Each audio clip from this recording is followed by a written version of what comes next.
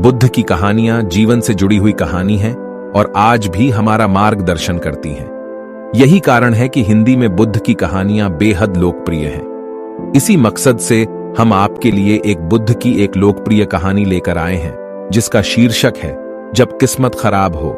यह हम सबके जीवन से जुड़ी हुई कहानी है।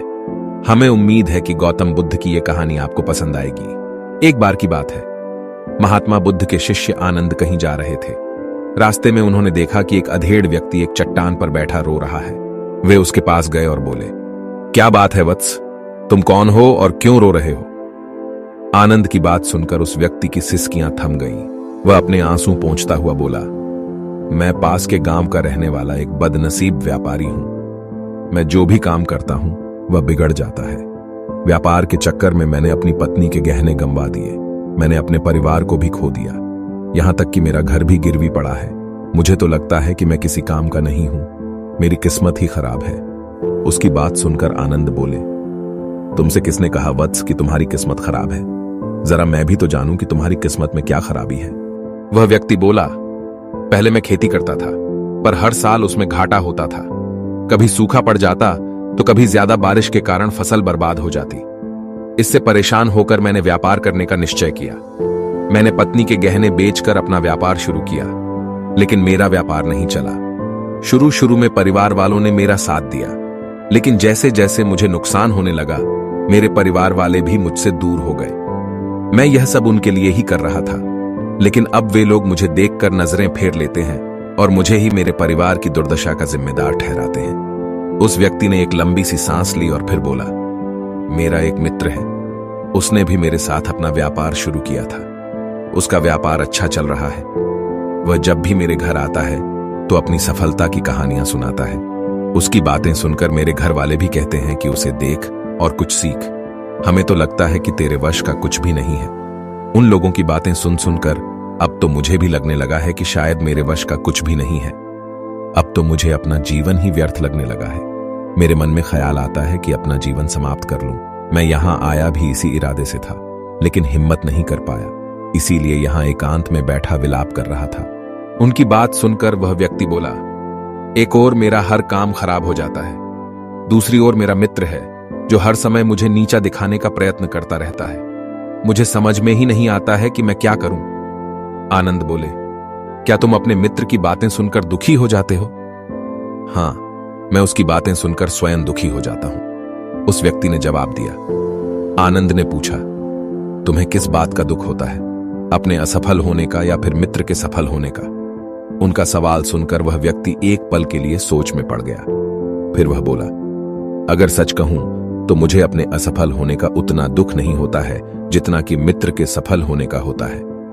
अर्थात यदि तुम्हारा मित्र असफल हो जाए तो तुम्हें खुशी होगी? आनंद ने प्रश्न किया। वह व्यक्ति बोला, हां, मुझे बहुत खुशी होगी। इसका मतलब है कि तुम्हारी खुशी तुम्हारे मित्र पर निर्भर है। आनंद बोले, अगर वह चाहे तो तुम्हें खुश कर सकता है, और अगर वह चाहे तो तुम्हें दुखी कर सकता है। तुम स्वयं से न तो खुश हो सकते हो और न ही दुखी हो सकते हो।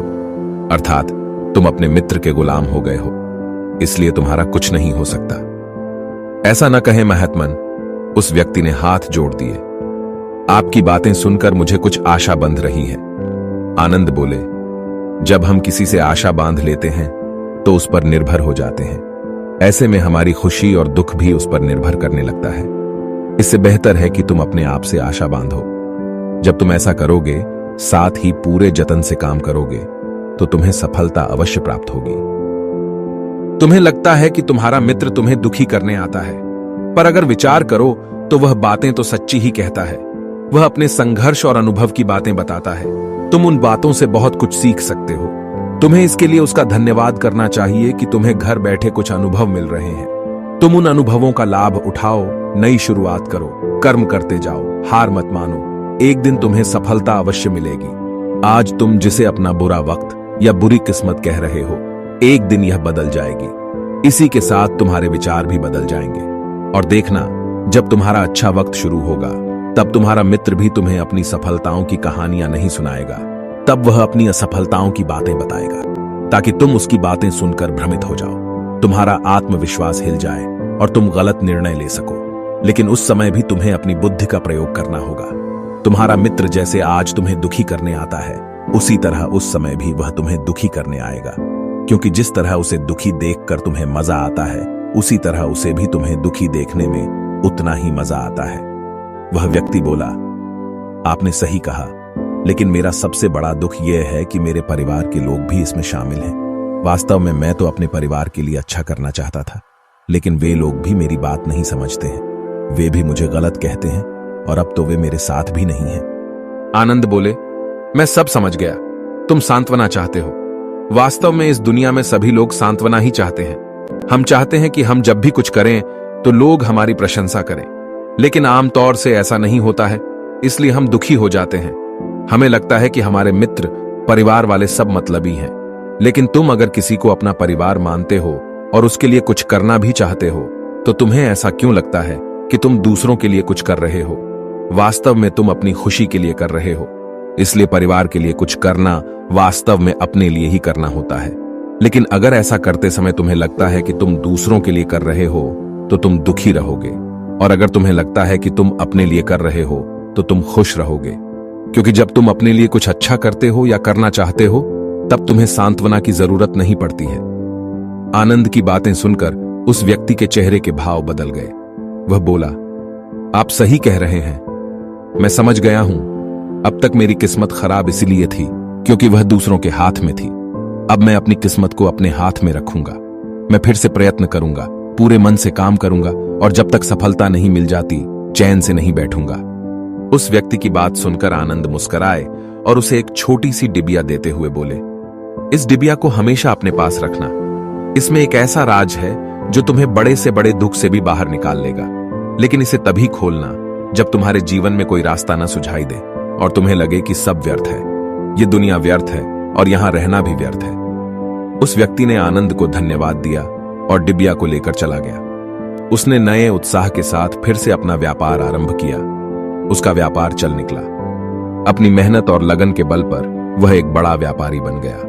परिवार वाले भी उसके साथ आ गए और उसका जीवन हंसी खुशी बीतने लगा। अब वह भूतकाल का रोना छोड़ चुका था। वह भविष्यकाल की भी चिंता नहीं करता था, बस अपने वर्तमान को संवारने में लगा रहता था। और जो कुछ भी वह करता था, वह अपने लिए करता था, अपनों के लिए करता था। इसलिए वह प्रसन्न था। उसके जीवन में अब कोई दुख नहीं था। लेकिन वक्त हमेशा एक जैसा नहीं रहता है, वह बदलता रहता है। उसके जीवन में भी बदलाव आया। एक दिन उसके राज्य पर पड़ोसी राजा ने चढ़ाई कर दी। उसने इस राज्य पर अपना कब्जा कर लिया। उसके सैनिकों ने चारों ओर लूटमार मचा दी। उन्होंने व्यापारी का सारा धन लूट लिया। उसके घर में आग लगा दी। जान बचाने के लिए उसे अपने परिवार के साथ वहां से भागना पड़ा। वह व्यक्ति अपने परिवार के साथ कई दिनों तक इधर उधर भटकता रहा। वह दाने दाने को मोहताज हो गया। उसका बच्चा बीमार हो गया। इलाज के अभाव में वह तड़पने लगा। यह देखकर उसका हृदय चीत्कार कर उठा। वह कैसे अपने बच्चे का इलाज कराए? उसके पास तो खाने के लिए भी पैसे नहीं थे। ऐसे में उसे एक बार फिर निराशा ने घेर लिया। उसे लगने लगा कि उसका जीवन व्यर्थ है, सारी दुनिया व्यर्थ है, किसी भी बात का कोई मतलब नहीं है।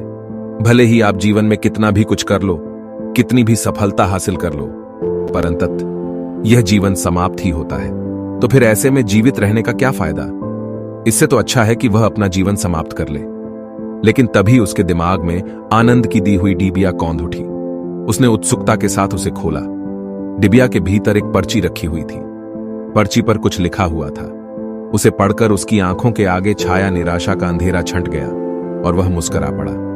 पर्ची पर लिखा हुआ था, यह समय भी बीत जाएगा। उसने डिबिया को अपनी मुट्ठी में भींच लिया और एक नई शुरुआत के लिए उठ खड़ा हुआ। दोस्तों, अगर आप भी ऐसी ही परिस्थिति से गुजर रहे हैं तो निराश न हो। अपने अतीत पर शोक मत करें, न ही भविष्य की चिंता करें। अपने वर्तमान को जिएं और उसे बेहतर बनाने के लिए सच्चे मन से प्रयत्न करें। यकीन जानें, जल्दी ही आपकी किस्मत भी बदलने वाली है। उम्मीद है ये कहानी आपको पसंद आई होगी।